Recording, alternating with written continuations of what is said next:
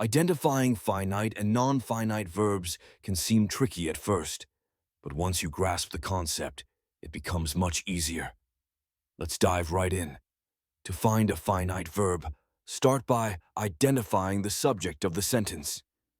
Ask yourself, who or what is performing the action? Then, check the tense of the verb. If it shows tense and has a subject, congratulations. You found a finite verb. For example, in the sentence, the dog barks loudly. Barks is our finite verb. It has a subject, the dog, and it's in the present tense. Now, let's eliminate some confusion. If you come across a word that looks like a verb, ask yourself a few questions. Does it end in ing and function as a noun? If yes, that's a gerund, which is a non-finite verb. For instance, in running is fun, running is a gerund. It doesn't have a subject of its own and doesn't show tense. Next, if you see a verb preceded by to, it's likely an infinitive, another type of non-finite verb. Take to run in the sentence, I want to run. Here, to run doesn't have a object or show tense, so it's an infinitive. Now, let's talk about participles. If a verb is being used as an adjective or follows a finite verb, it's probably a participle. In the sentence, the broken vase lay on the floor. Broken describes the vase and doesn't show tense on its own. It's a participle, hence a non-finite verb.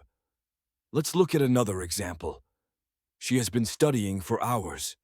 Here, has is finite because it has a subject, she, and shows tense. Been is a participle, and studying is also a non-finite verb because it doesn't have its own subject or tense. Now, here's a helpful tip. When in doubt, simplify the sentence. Strip it down to its core components. If you can isolate the subject and the main action, identifying the finite verb becomes straightforward. Another example. They were playing soccer. Were is finite, showing past tense with the subject they. Playing is a participle, functioning as a non-finite verb. Let's throw in one more example for good measure. To swim in the ocean is refreshing. Here, to swim is an infinitive, while is finite, showing present tense with the subject it, which refers to swimming. Remember, finite verbs are your action words that tell you when something happens and who does it. Non-finite verbs, on the other hand, can't stand alone in that way. So, keep practicing. The more you analyze sentences, the easier it will become to spot those finite and non-finite verbs. Happy identifying!